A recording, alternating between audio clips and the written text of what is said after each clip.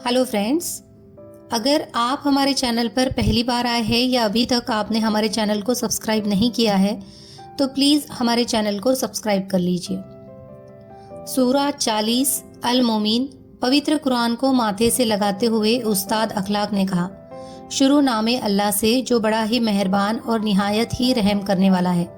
यह पवित्र कुरान उतारी गई है अल्लाह की तरफ से, जो ज़बरदस्त है, वह जानने वाला है, वह माफ़ करने वाला और तौबा कबूल करने वाला है।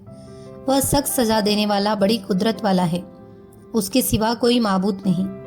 अंततः उसी की तरफ हमें लौटना है। सभी बच्चे बड़े ध्यान से सुन रहे हैं।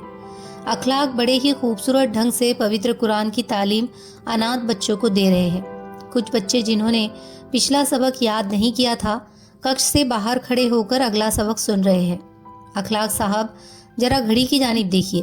आपकी शाम की चाय का और बच्चों की खेल कूद का वक्त हो गया है। कक्ष के दरवाजे पर खड़ी अनाथालय की आया सबीना ने कहा। खेल कूद का नाम सुनकर बच्चे खुश हो गए। खुशी का एक सम्मिलित शोर पूरे अध्ययन कक्ष में गूंज उठा। सबीना और अखलाक ने चेहरे पर बच्चों द्वारा मचाए गए शोर की ऐसी प्रतिक्रिया हुई जैसे उस शोर में दोनों ने अपने बचपन को याद किया हो। सभी बच्चे तुरंत बाहर की तरफ खेलने के लिए दौड़ पड़े।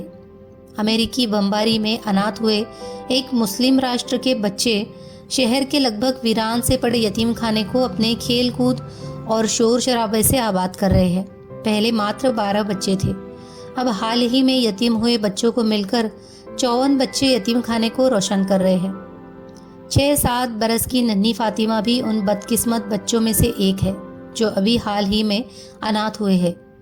2 दिन में ही नए बच्चे अनाथालय के पुराने बच्चों के साथ इतना घुल मिल गए कि सब खेल कूद कर धमाचौकड़ी करने लगे। अनाथालय में पुनः रौनक लौट आई है। अब तो काफ़ी ठाठ हो गए हैं तुम्हारे हमीदा, अखलाक ने चाय का घूंट हलक से नीचे उतारने के उपरांत कहा। खाक ठाठ हुए हैं? हमीदा खातून, जो यतीम खाने की इंचार्ज है, अपनी नाक बहुत सिकोड़ते हुए बोली। बच्चों ने नाक में दम कर रखा है। जब से नए बच्चे आए हैं तब से अपने लिए नहाने धोने की भी फुर्सत नहीं मिलती। सुन रहे हो ना, अभी भी कैसा शोर शराबा जारी है शैतानों का। पढ़ाई लिखाई में मन लगता नहीं, सारा दिन खेल कूद कर उधम मचाते रहते हैं। मेरा बस चले तो सबको पीट पीट कर रख दो। हमीदा ने माथा पकड़ते हुए कहना जारी रखा। हमीदा सख्त मिजाज औरत है, जिसने यतीम खाने के पुराने बच्चे तो खौफ खाते ही है, मगर नए बच्चों को अभी इसका एहसास नहीं है, क्योंकि नए बच्चों को अभी तक कोई सजा नहीं मिली है। सूर्यास्त का वक्त है। प्रतिदिन की भांति बच्चे अनाथालय परिसर में बॉल से खेल रहे हैं। परिसर के एक छोर पर ही बगीचे के बीच अनाथालय के कर्मचारी गपशप के साथ शाम की चाय का लुत्फ उठा रहे हैं। मौजूदा अनाथालय सरकारी सहायता प्राप्त है। पहले ये किसी पुराने रईस व्यक्ति की हवादार 2 मंजिला हवेली हुआ करता था। अब हल्की सी तब्दीली यह हुई है कि पहले इसे अल्ताफ हाउस कहा जाता था, जबकि आजकल इसकी पहचान अल्ताफ यतीम खाना के रूप में होती है। बच्चों, आराम से खेलो, कांच की खिड़कियां है, कुछ टूट फूट न जाए। सबीना, जो बच्चों की हमदर्द है और अनाथालय में आया का काम करती है, बड़ी रहमदिल, पाक और नेक औरत है। वो बच्चों के दुख से द्रवित होती है और सुख से खुश। उसने खेलते हुए बच्चों को हिदायत की, मगर बच्चों पर उसके कहने का कुछ असर न हुआ। वो पूर्ववत वही खेलते रहे। ये साले अमरीकी क्यों हमारे मामलों में टांग अड़ाते रहते हैं। कितने घर बर्बाद कर दिए इन कमीनों ने। कितने लोग वक्त से पहले भरी जवानी में कब्र में सुला दिए गए। कितने बच्चे यतीम हो गए हैं। अखलाक के बगल में बैठे सज्जाद भाई ने बड़े ही गुस्से में भरकर कहा। सज्जाद भाई का दर्द वक्त बेवक्त यकायक फूट पड़ता है, कभी भी कहीं भी। ये बात यतीम खाने के सभी लोग जानते हैं। ये सब अपने अपने आर्थिक संघर्षों की लड़ाई है। विदेशों में अपना बाजार और बादशाहत कायम करने की कोशिश है। अखलाक ने सुलझे हुए ढंग से अपनी प्रतिक्रिया व्यक्त की और चाय का घूंट पुनः हलक से नीचे उतार दिया। ये अमेरिकी कभी अपने मंसूबों में कामयाब न हो सकेंगे भाईजान। अगर हमारी अरब कम्युनिटी यूं ही कामयाब रही तो इंशाल्लाह ये कभी हमारे तेल के कुओं पर अपना कब्जा नहीं कर सकेंगे। सज्जाद का आतिशी स्वर अब भी बुलंद था। छोड़ो यार ये सब, क्यों शाम की चाय का लुत्फ खराब कर रहे हो। अखलाक ने सज्जाद को शांत करने के उद्देश्य से कहा। बिल्कुल ठीक कह रहे हैं आप। सज्जाद साहब तो हमेशा आतिश मिजाज बने रहते हैं। हमीदा ने भी अखलाक की बात का समर्थन किया। तत्पश्चात चाय का एक घूंट पीकर कप को पुनः मेज पर रख दिया। हमीदा हमेशा अपने स्वभाव अनुरूप धीरे धीरे ही चाय पीती है। चाय का हर नया घूंट पहले की अपेक्षा कुछ ठंडा। देखो सामने बाग में कितने सुंदर फूल खिले हैं। यूँ लगता है जैसे कुदरत ने अरबी में कुरान की आयतें लिखी है। अखलाक ने बड़े ही रोमानियत भरे अंदाज में कहा। हमीदा और सबीना खिलखिलाकर हंस पड़ी। आप दोनों की हंसी मौसम को और भी खुशनुमा बना रही है। इस मौके पर एक शायर ने क्या खूब कहा है, या तो दीवाने हंसे या खुदा जिसे तौफीक दे, वरना दुनिया में आके मुस्कुराता कौन है। अखलाक ने बड़े ही खूबसूरत अंदाज में शेर कहा। बिल्कुल, मैं 100% आपकी बात से इत्तेफाक रखता हूँ अखलाक भाईजान। ऐसे मौसम में तो कोई दीवाना ही हंस सकता है। और सज्जाद ने अपनी बात कहकर बड़े ही जोरदार ढंग से ठहाका लगाया। आपका मतलब क्या है सज्जाद साहब, हम दोनों पागल हैं क्या? हमीदा ने अपने और सबीना की तरफ से सवाल पूछा। अखलाक साहब के शेर का मतलब तो यही बैठता है, सज्जाद साहब ने अपनी चाय का कप उठाते हुए कहा और मज़े से चाय की चुस्कियाँ लेने लगे।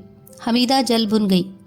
अरे भाई, तुम इतनी सीरियस क्यों हो गई? सज्जाद साहब तो मजाक कर रहे हैं, अखलाक ने हंसते हुए कहा। गपशप जारी थी। तभी एक दुर्घटना घट गई। बगल में खेलते हुए बच्चे की बॉल अचानक मेज पर आ गिरी।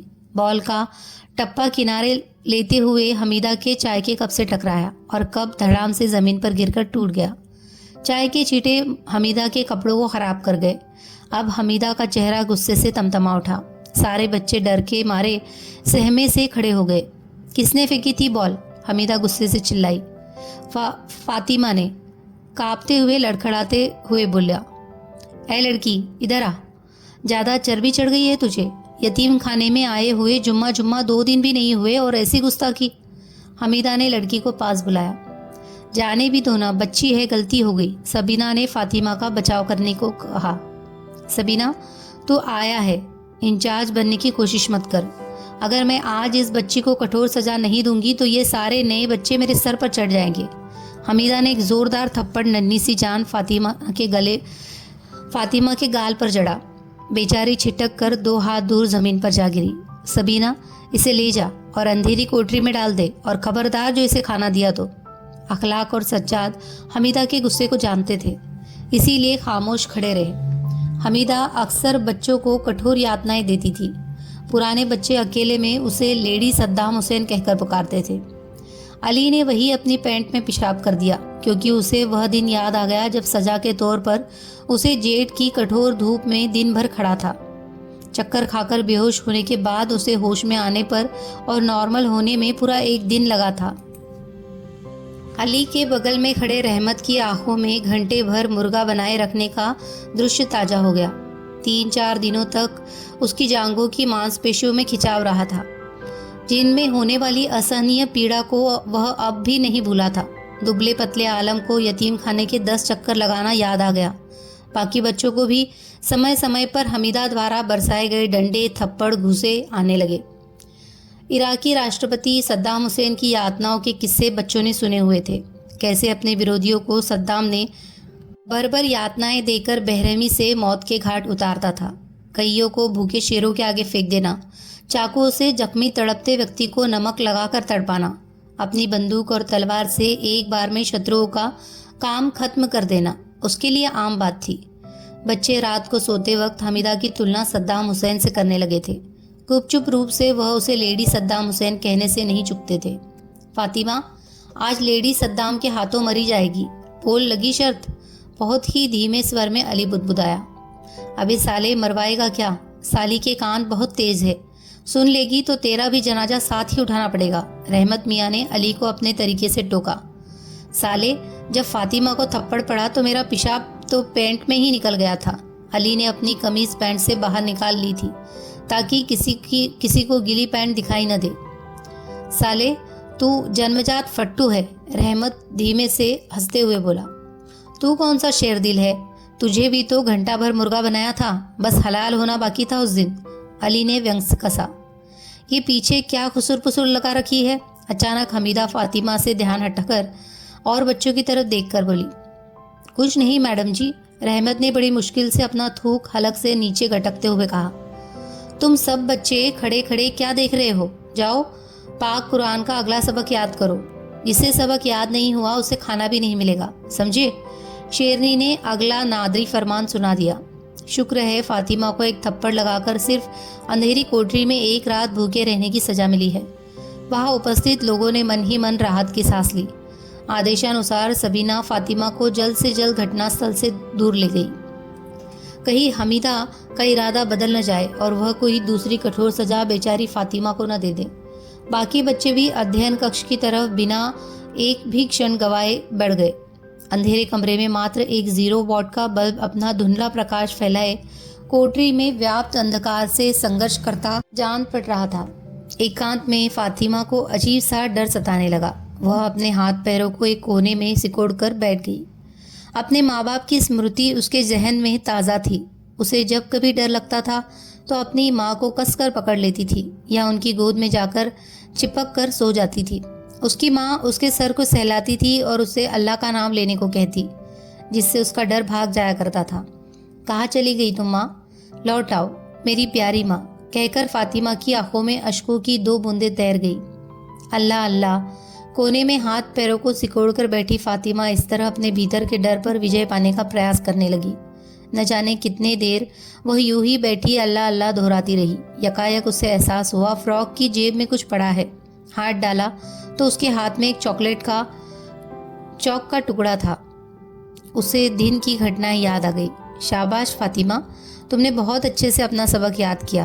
तुम्हारा तरन्नुम अच्छा है, एक बार फिर से सुना दो। अखलाक सर के कहने पर फातिमा ने फिर से गाया। पूरी क्लास मंत्रमुग्ध होकर सुन रही थी। लो ये चॉकलेट, अखलाक ने इनाम के तौर पर फातिमा को दी। फातिमा अपनी सीट पर जाकर बैठ गई। तुम लोग अपना सबक याद करो, मैं अभी आता हूँ, कहकर अखलाक क्लास से बाहर चले गए। फातिमा को पीठ पर कुछ लगा। उसने मुड़कर देखा तो पता चला चौक का एक टुकड़ा रेशमा ने मारा था। क्या है री? फातिमा ने चौक का वह टुकड़ा अपनी जेब में डालते हुए रेशमा से पूछा। अकेले अकेले ही खाओगी चॉकलेट? रेशमा ने बड़ी बड़ी आंखें करके सर हिलाते हुए कहा। तू भी खा लेना, मगर स्कूल खत्म होने के बाद, फातिमा मुस्कुराते हुए बोली। अभी अपना सबक याद करो। अंधेरी कोठरी में वो चॉकलेट का रैपर फाड़ कर चॉकलेट खाने लगी। खाने की आवाज़ पूरे वातावरण में गूंज रही थी। काफ़ी हद तक अब फातिमा ने अपने डर पर काबू कर लिया था। उसने चौक से फर्श पर आड़ी टेढ़ी रेखाएं खींचनी शुरू की। पहले एक बिल्ली का चित्र बनाया, जो उसे अच्छा नहीं लगा तो मिटा दिया। फिर उसने सोचा क्यों ना अपनी माँ की तस्वीर बनाऊं। चौक से बनी रेखाओं से वह अपनी माँ की छवि तो नहीं बना पाई, मगर स्त्री की आड़ी टेढ़ी रेखाओं को मिलाने के बाद अंत में सबसे नीचे उसने अरबी भाषा में माँ लिखा।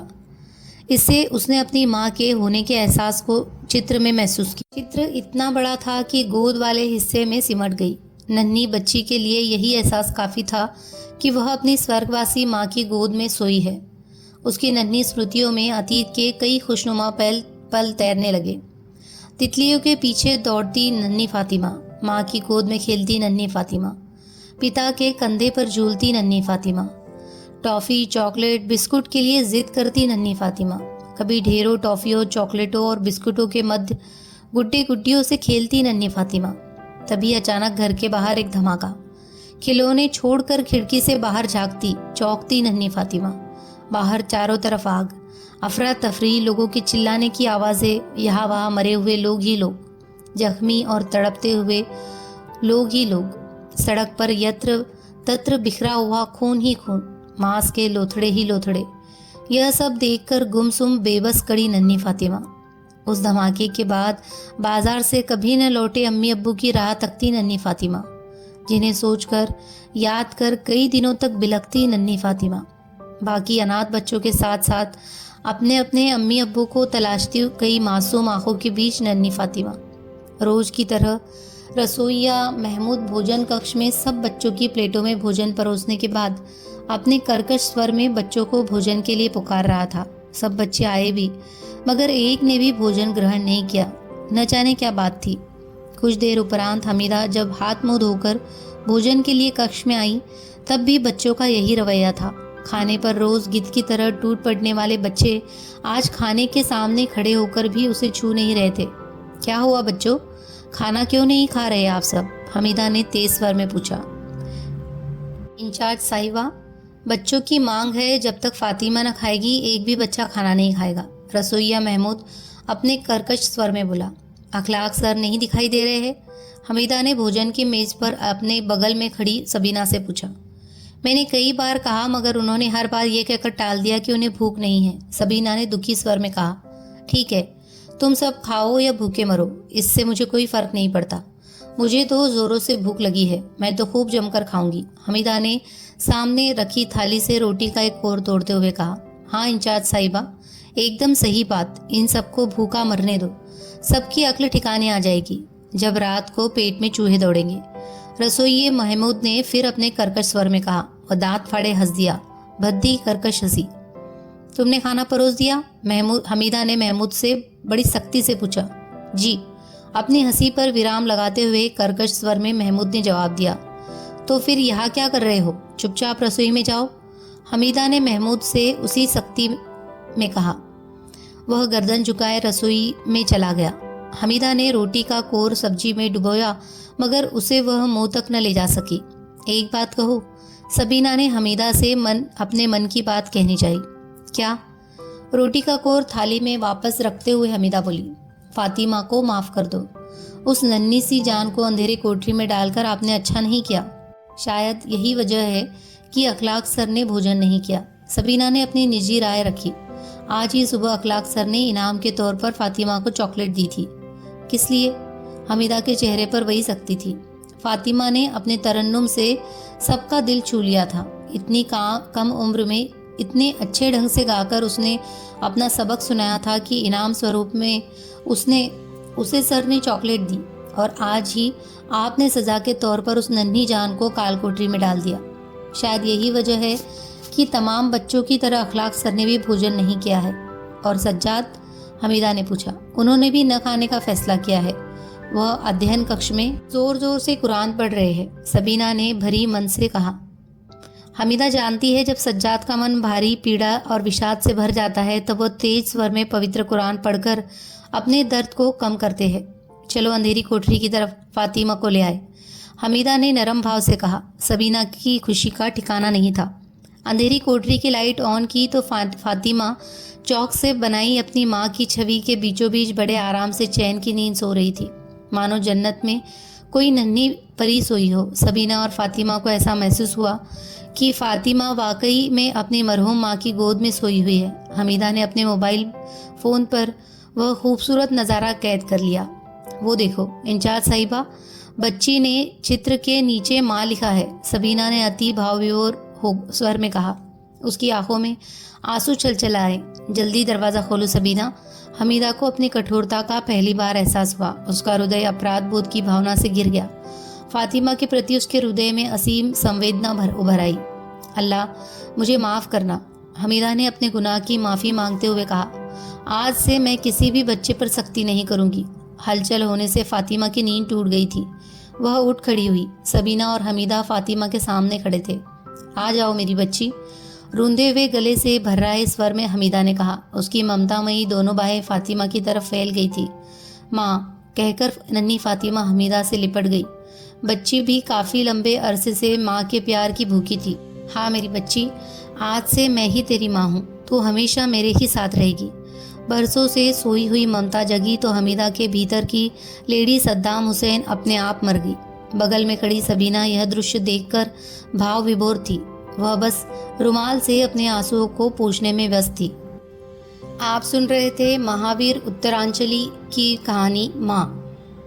कहानी अगर आपको अच्छी लगी हो तो प्लीज़ इसे लाइक कीजिए, शेयर कीजिए और कमेंट कीजिए। धन्यवाद।